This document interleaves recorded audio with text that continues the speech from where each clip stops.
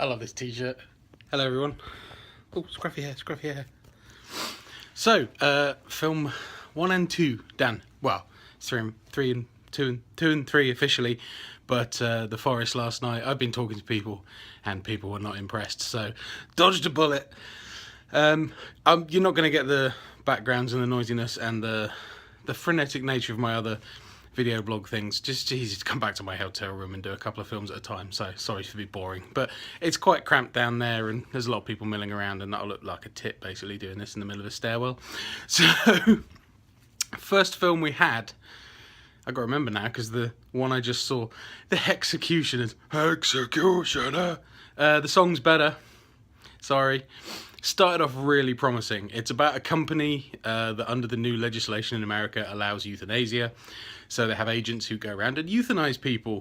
Turns out this company's not quite so reputable because they will euthanize in your chosen method. And we see how that plays out.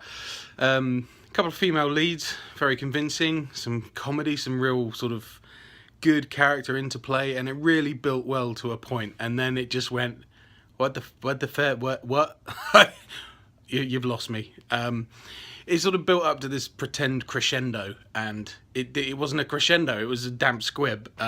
It was nice and nasty in places, and there were some good little scary bits and stuff like that starting to happen.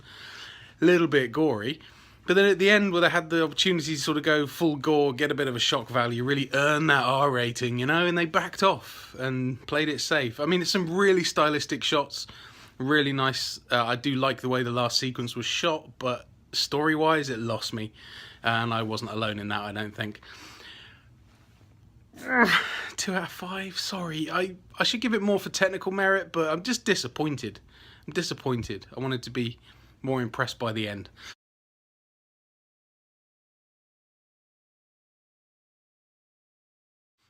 Second film, Anguish, just finished. One of those where you're just like, that was heavy, pick myself back up. I mean, we really want some fun kills next. We need like a deathgasm next to lift us all back up a bit.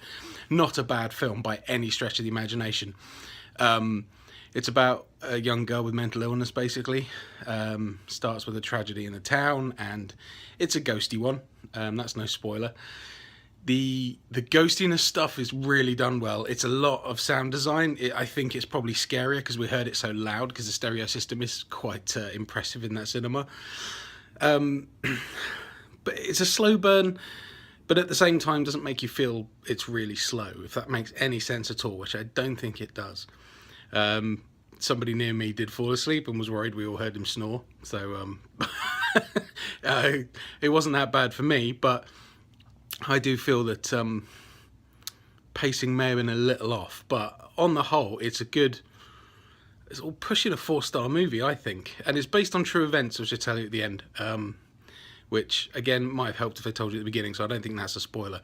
But yeah, I don't want to say anything because that would be spoilery, even if I just go into the plot a little bit. But I like what they did. I like how they made it scary, and it wasn't like, oh, the ghosts are our friends, look, everybody's lovely at the end, although it was a little bit. So it it was refreshing, it was different, and it was handled really, really well, with some really standout performances. So yeah, Anguish, good movie. So let's see what else today holds. I wasn't planning to go on that long about just 2 movies.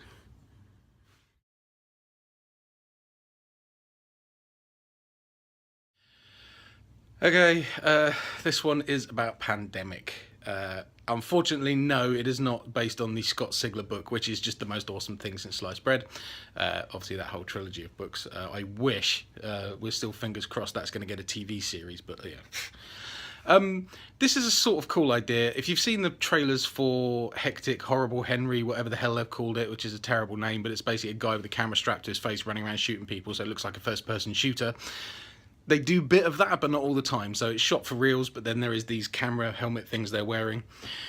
Nice idea. They didn't quite pull it off, I'm afraid, for me. Nothing wrong with performances.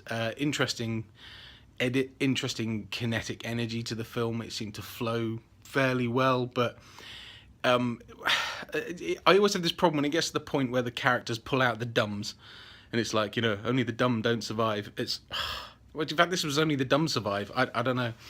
It lost its way in the middle. The infection, how it worked, was a bit vague. Quite impressive how they cleared parts of wherever they shot to, clear empty streets and had packs of marauding infected running around. They had these weird helmets which were clearly made from welding masks and had the sticky stuff you put on your dashboard in your car to stop your phone falling off as the back of it, and you're like, well, what is that exactly protecting you from? Because it's clearly plastic and it's got switches on the side which you can buy in B&Q. And that was all sort of taking me out of it. And I know I shouldn't pay too much attention to that sort of stuff, but when you've done a bit of messing around on film sets and you've put some proppy bits together and you're sort of conscious how things are built, you really want it to look authentic. Had the same problem with Shockwave Darkside 3D from a couple of years ago, where you could see the gaffer tape holding it together and the 3 bits of perspex and cardboard helmet, and I mean, it was nowhere near that bad, don't get me wrong, but that sort of thing takes me out of it. Sort of spoils the illusion, I suppose. It's not a terrible movie, but it has pacing issues. It's a bit too long, and it's a bit plot light, unfortunately. So, yeah, close but no cigar. Again, not terrible, but I can't really say much more about it than that. Sorry.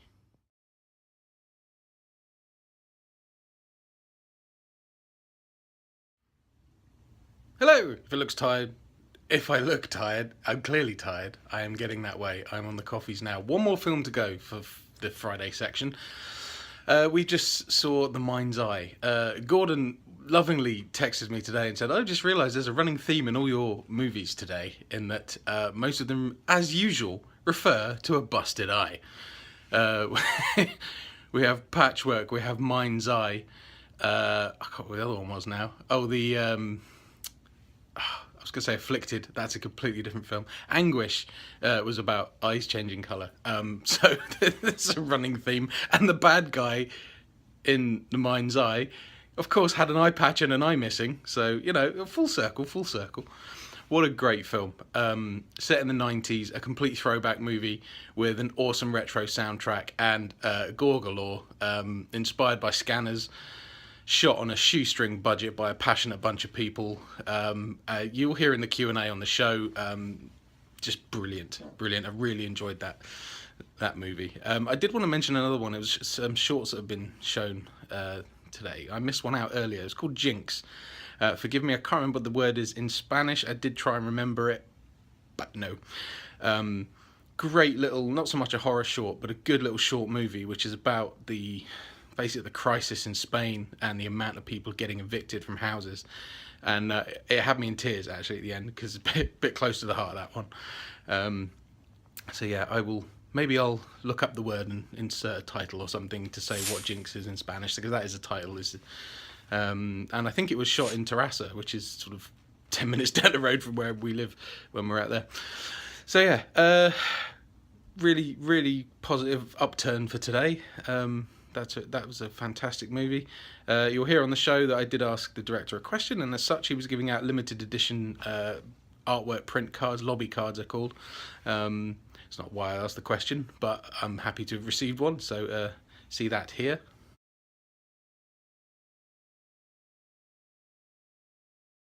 So yeah, next film, Patchwork.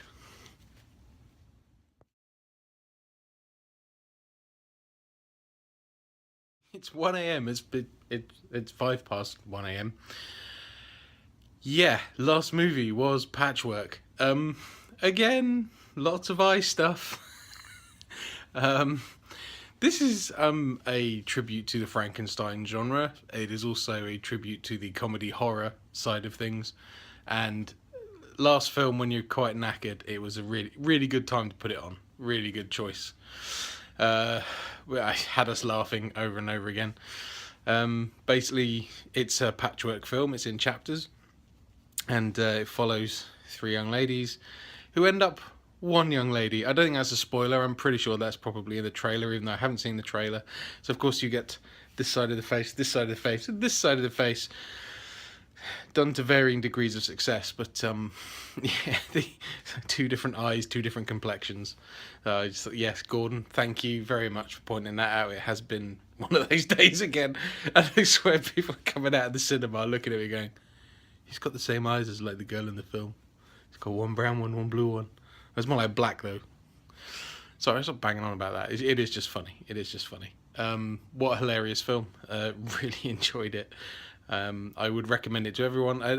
I'm a sucker for the comedy horrors, and we all know this. It's like Frankenhooker meets, on a comedy level, it's a bit similar to Deathgasm, not in content but in the style of humor, I think.